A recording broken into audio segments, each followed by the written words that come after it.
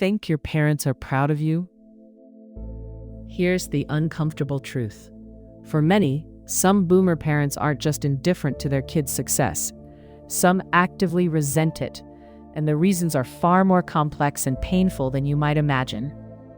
We often tell ourselves that parents inherently want their children to surpass them, to achieve more, live better lives. It's a comforting narrative. But for a significant number of adult children today, particularly those navigating relationships with their boomer parents, this ideal feels like a cruel joke. Instead of celebration, there's criticism. Instead of support, there's sabotage, whether subtle or overt. This isn't a fleeting observation. It's a deep-seated sociological phenomenon rooted in generational expectations, unresolved personal histories, and a profound inability to adapt, often leaving devastating emotional wreckage in its wake.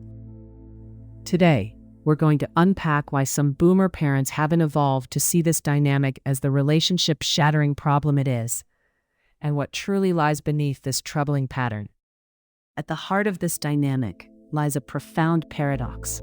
The boomer generation, born between 1946 and 1964, came of age in an era of unprecedented post-war economic boom and cultural upheaval. They were told they were special, destined for greatness, and that hard work guaranteed upward mobility. They inherited a world where a stable job, a single-income household, and a comfortable retirement were the expected outcomes of a good life. Their narrative was one of progress, and their children were supposed to be the beneficiaries of this ever-improving trajectory. However, the world their adult children inhabit is fundamentally different. It's a world of economic precarity, soaring living costs, stagnant wages, and a gig economy.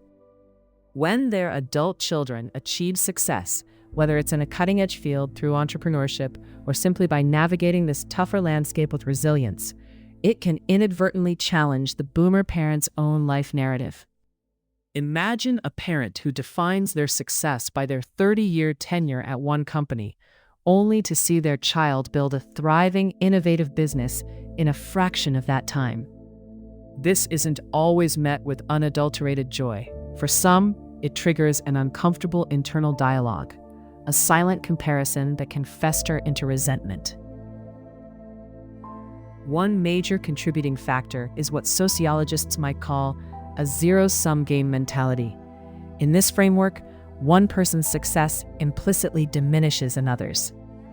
If the child is doing too well, it can be subconsciously perceived as an indictment of the parent's own choices, sacrifices, or perceived limitations. This isn't logical, but emotions rarely are. It's especially potent if the parent feels their own dreams were unfulfilled, or if they sacrifice their ambitions for their family. The child's soaring accomplishments then become a stark mirror reflecting the parent's own unactualized potential. They might think, "I worked so hard, I gave up so much, and now they just have it." This thought, though often unvoiced, can fuel a subtle, continuous stream of negative feedback, backhanded compliments, or even outright dismissal of the child's achievements.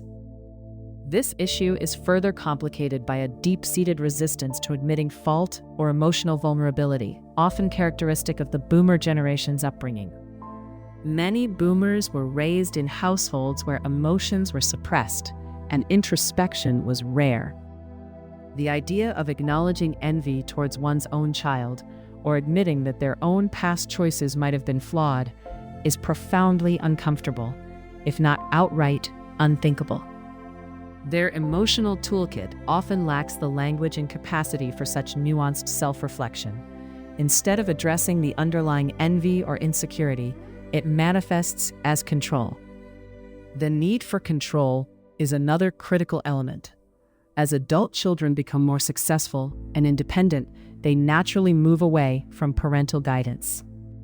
This autonomy, a sign of healthy development, can be interpreted by some boomer parents as a loss of relevance or influence. A successful child doesn't need their parent in the same way. and this can be deeply unsettling for a parent whose identity is heavily intertwined with their role as a provider or guide. They might offer unsolicited advice, criticize decisions, or even try to subtly undermine the child's confidence, all in an attempt to reassert a sense of control or maintain the established hierarchy. This isn't driven by malice, but by a fear of irrelevance, a deeply human insecurity that, tragically, gets projected onto the very people they are supposed to cherish. This dynamic also bleeds into financial matters. While some parents actively support their adult children, others view their child's financial success as a personal affront. They might complain about the cost of raising them, hint at financial contributions, or simply refuse to acknowledge the child's financial independence, perhaps because it challenges their historical role as the financially dominant figure. Research by financial experts often highlights how money, more than anything else, can create deep rifts in family relationships, especially when combined with underlying resentment or a lack of boundaries. When a parent believes their adult child's achievements somehow invalidate their own struggles or sacrifices, healthy financial discourse becomes nearly impossible. So, why haven't many boomer parents evolved past this? It's often due to a combination of factors: generational conditioning that discouraged emotional self-examination, a strong adherence to their own life script, and a genuine struggle to process the rapid societal shifts that make their children's paths so different from their own.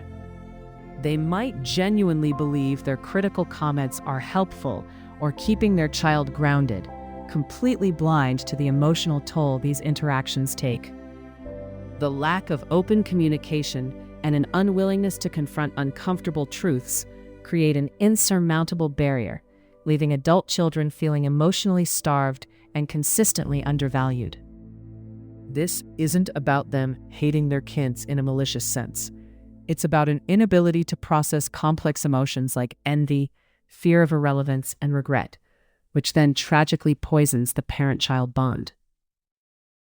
This cycle of resentment and misunderstanding doesn't just damage relationships, it isolates families. It leaves adult children questioning their self-worth, constantly seeking validation that never comes, and often leads to painful estrangement. Acknowledging this painful reality is the first step towards understanding and perhaps finding a path forward. If you've ever felt this painful dynamic in your own life, you're not alone. Consider subscribing for more insights into navigating complex family relationships.